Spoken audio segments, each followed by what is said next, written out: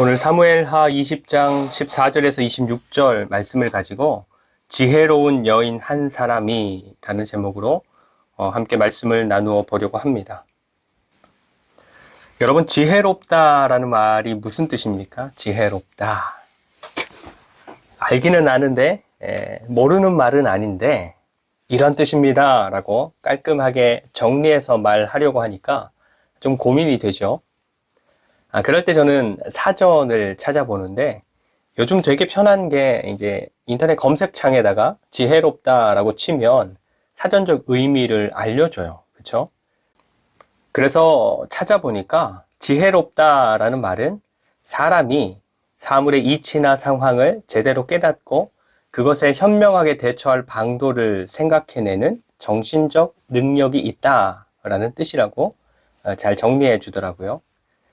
그런 의미 위에서 나 자신을 평가해 본다면 여러분은 지혜로운 사람입니까? 지혜로운 사람?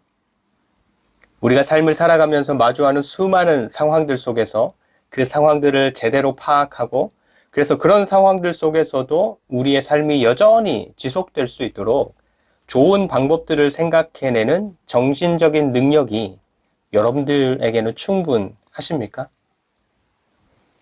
사실 되돌아보면 우리의 삶을 되돌아보면 잘못된 선택을 할 때도 있었고 또 실수할 때도 있었고 또 어찌 해야 될지 도무지 모를 때 누군가로부터 도움을 받아서 대처할 때도 있었지만 그래도 우리가 오늘 여기에 이렇게 있을 수 있는 것은 우리들 각자에게도 삶의 지혜, 삶을 살아내는 정신적인 능력들이 어느 정도 이게 충분할지는 모르지만 어느 정도는 있는 것입니다.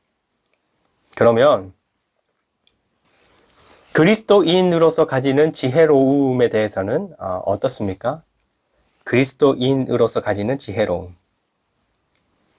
동일하게 주어지는 수많은 상황들 속에서 그 상황들을 하나님의 말씀을 기준으로 잘 파악해내고 그래서 우리의 삶이 그리스도인으로서 여전히 지속될 수 있도록 좋은 방법들을 생각해내는 정신적 능력, 그 능력이 여러분들 속에는 충분하십니까? 오늘 말씀은 어떤 성읍에 살고 있었던 한 여인에 대한 이야기를 하고 있는데 성경은 이 여인을 지혜로운 사람이라고 평가합니다. 그래서 오늘 말씀, 이 말씀을 살펴보면서 우리가 하나님 앞에서 가져야 할 지혜로움에 대해서 다시 한번 좀 돌아보는 시간이 되면 좋겠습니다.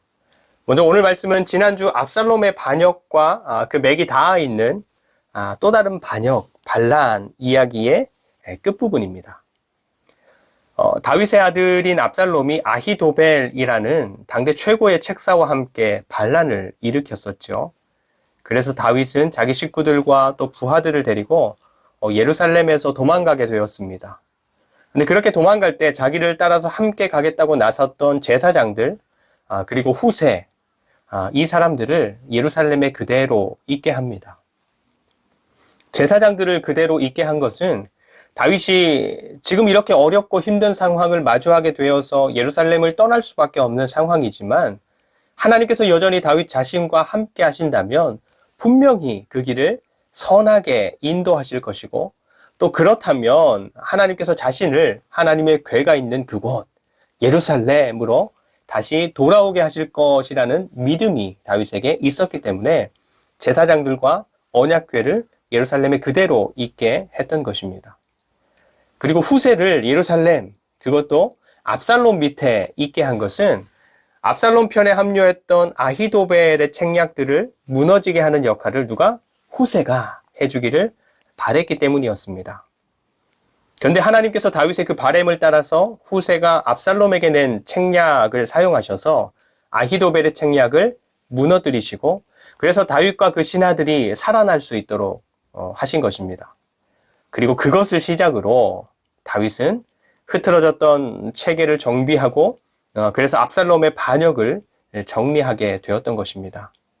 그런데 그렇게 예루살렘을 떠나갔던 다윗이 다시 예루살렘으로 돌아오는 과정에서 다윗은 유다 지파잖아요. 그래서 유다 지파니까 유다 지파 사람들이 다윗의 귀환을 돕기 위해서 적극적으로 나섰단 말이죠.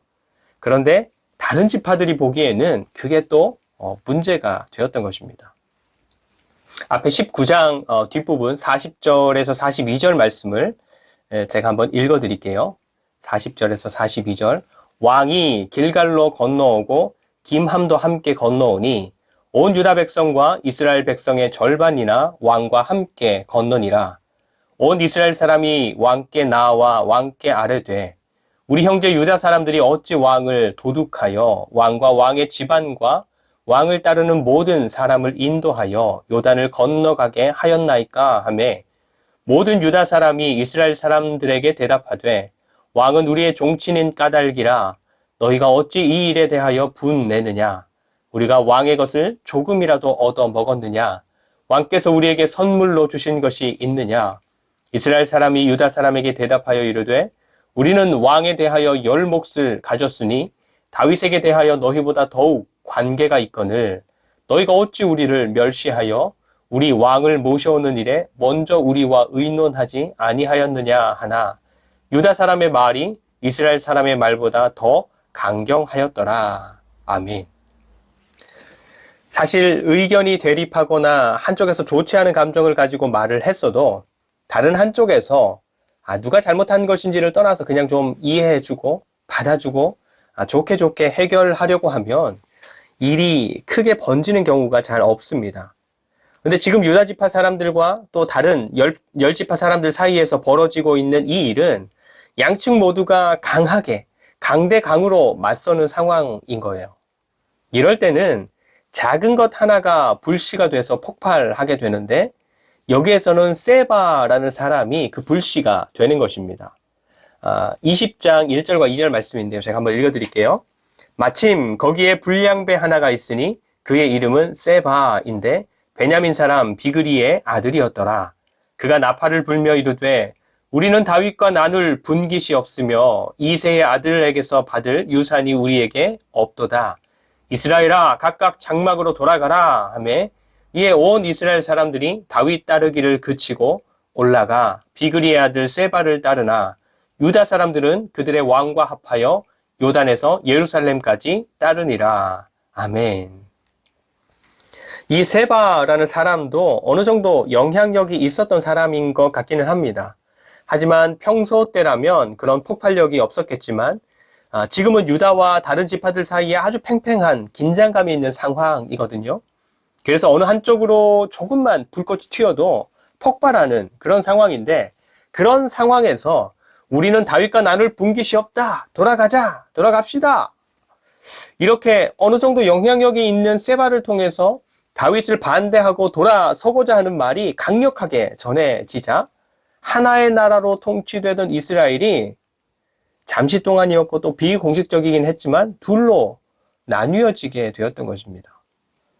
다윗을 중심으로 한 유다 지파 그리고 세바를 중심으로 한 나머지 지파들 이렇게. 근데 세바를 중심으로 일어난 이 반역은 압살롬이 다윗에게 그랬던 것처럼 막 군대를 일으키고 다윗을 향해서 막 대적해오는 달려오는 그런 상황이 아니었기 때문에 큰 전쟁이 일어나거나 그래서 많은 사람이 죽거나 하지는 않았습니다. 하지만 다윗은 예루살렘으로 귀환하자마자 이 상황을 정리하기 위해서 처음에는 아마사를 보냈어요. 근데 막 시간이 막 지체되니까 그 다음으로 요압을 내보내게 되는데 요압이 세바를 쫓고 쫓아서 잡아내는 이야기가 바로 오늘 본문 말씀인 것입니다.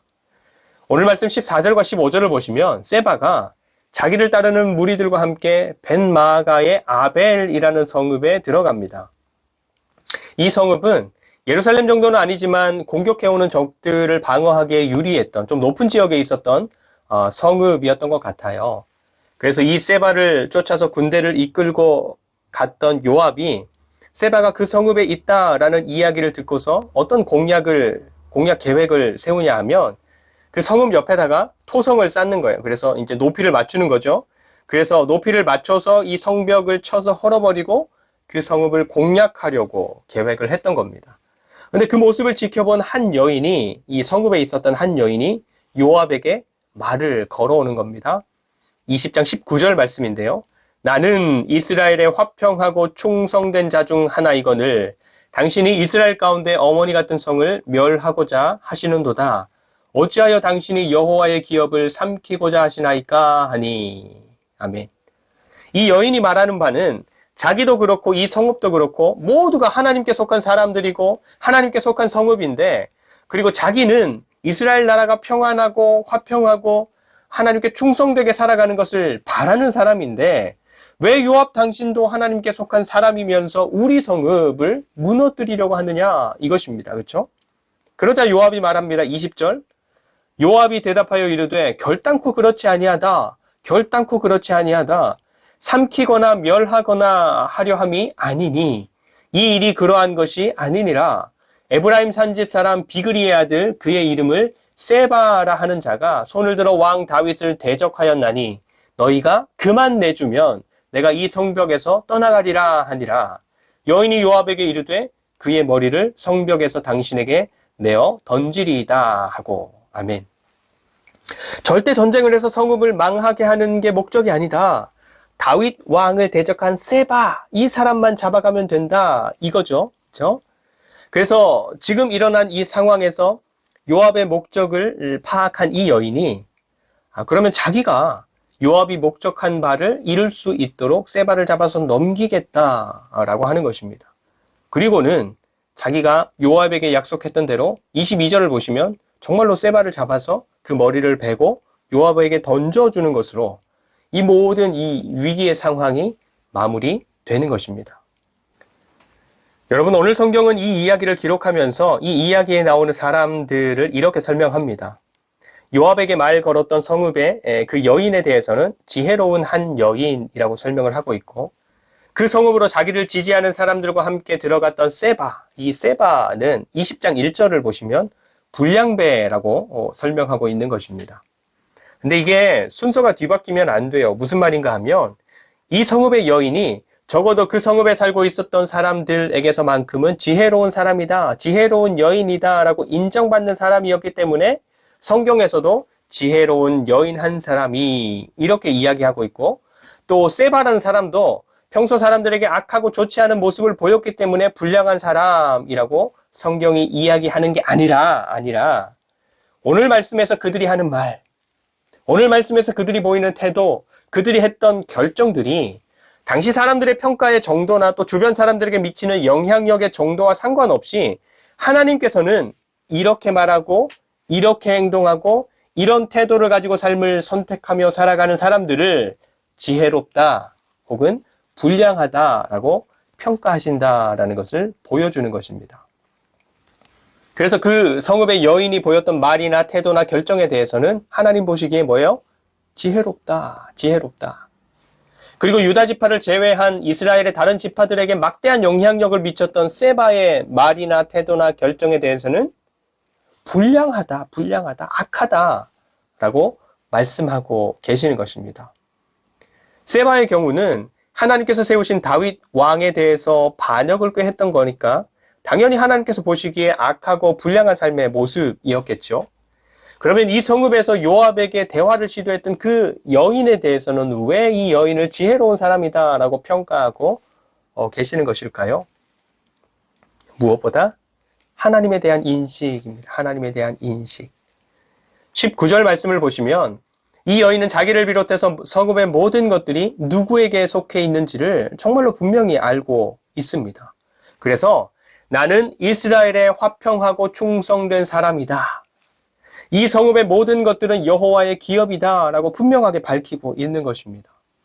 시편에서도 그렇고 잠언에서도 그렇고 여호와를 경외하는 것이 지혜의 근본이다. 왜 그렇습니까? 지혜는 사물의 이치나 상황을 제대로 깨닫는 것이 그 시작이고 그것을 바탕으로 현명한 대처를 생각하는 능력을 말하는 것인데, 세상을 창조하시고 세상을 다스리시고 또 세상을 새롭게 하시는 하나님, 이 모든 이치와 현상과 상황의 가장 본질적인 하나님을 제쳐두고서 뭔가를 파악하고 깨달으려고 하는 것 자체가 잘못된 것이기 때문에 그렇게 말씀하시는 것입니다. 그런데 여러분, 우리는 이거 잘 잊어버립니다. 바빠서 잊어버리고, 화가 막 나서 잊어버리고, 피곤해서 잊어버리고, 욕심을 따르다가 잊어버리고. 그래서 지나고 나서 후회할 때가 많죠. 아, 그러지 말걸. 아, 그 말은 하지 말걸. 아, 좀 참을걸. 등등. 여러분 생각해 보세요. 내가 살고 있는 성읍 밖에 군대가 몰려왔어요. 아직은 성벽이 든든히 서 있고 성문도 굳게 닫혀 있고 몰려온 군대가 지금 진치고 있는 곳이 지대가 좀 낮은 곳이어서 당장에 성읍에 있는 그들에게는 위협이 닿지 않는 것 같아요. 근데 몰려온 군대가 어떻게 해서든지 쳐들어올 것 같아요.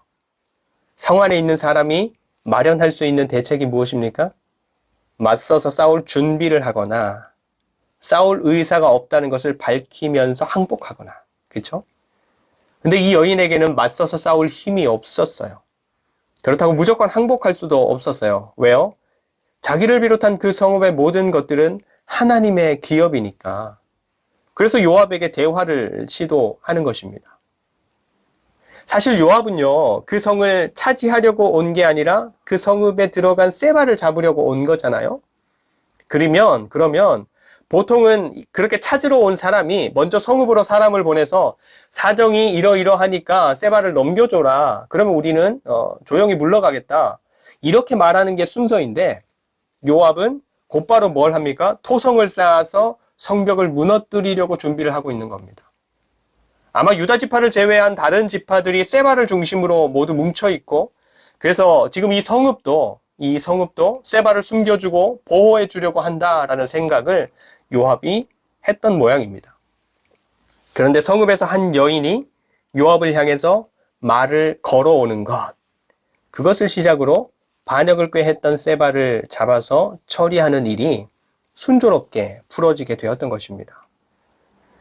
여러분 사실 나에게 주어지는 모든 상황 가운데에서 하나님을 인식하는 것을 내가 놓치지 않는다고 해서 모든 게 잘 되는 것, 정말로 일어나는 감정이 막 참아지고 나오려고 하는 말이 삼켜지고 모든 상황을 견딜 수 있게 되고 욕심도 버릴 수 있게 되는 것은 아닙니다. 하지만 주어지는 상황 가운데에서 하나님을 인식하는 것을 우리가 하지 않으면 하나님의 뜻대로 순종하는 삶을 살아가는 것은 더더욱 할 수 없게 되는 것입니다. 여러분 우리가 하나님을 인식하고 하나님을 인정하고 경외하는 삶을 살아가는 것은 막 엄청난 프로젝트 같은 게 아닙니다. 되게 작은 거예요. 되게 작은 거. 주님, 예수님, 하나님 이런 말 한마디, 이런 한마디를 밖으로 내뱉는 거예요. 그래서 막 부글부글 화가 나는 상황을 마주하게 되잖아요. 그때 야 이 XX 이게 아니라 주님. 엄청 당황스럽거나 문제가 되는 일을 만났을 때도 예수님 이 한마디를 먼저 뱉는 겁니다. 물론 그렇게 주님을 찾고 예수님을 찾아 놓고도 화를 내고 짜증을 내고 막 달리는 경우도 있고 잘못된 선택을 하는 경우도 있지만 그 부름을 시작으로 하나님을 의지하는 기도를 한마디 하게 된다니까요. 주님 도와주세요. 예수님 붙잡아 주세요. 성령님 지혜를 주세요. 우리 삶이 그렇게 하나님을 인식하고 하나님을 의지하고 하나님께로 피하는 삶이 될 때 그것을 시작으로 해서 지켜야 할 것들을 지켜낼 수도 있게 되고 이루어야 할 것들을 이루어낼 수도 있게 되는 것이고 견뎌야 할 것들을 견뎌내는 자리로 나아갈 수도 있게 되는 것입니다. 지혜로운 여인 한 사람이 하나님을 경외하는 여인 한 사람이 하나님을 경외하는 지혜로운 삶의 선택으로 말미암아 한 성읍을 지켜냈고 동시에 하나님을 인정하지 않고 하나님을 대적하여 일어난 악한 사람을 완벽하게 무너뜨렸습니다. 우리의 삶도 마찬가지일 것입니다. 하나님을 인정하고 경외하는 지혜로운 우리의 삶이 결국에는 우리 그리스도인들 각자를 지켜내게 되고 우리의 가정을 지켜내게 되고 우리의 일터와 교회를 지켜내는 힘이 될 것입니다. 그리고 더불어서 하나님을 대적하여 일어난 모든 악한 계획과 역사를 완벽히 무너뜨리는 능력이 될 것입니다. 우리에게 주신 모든 것들을 가장 안전하게 지켜내는 길, 하나님을 경외하는 삶, 하나님을 인정하는 삶.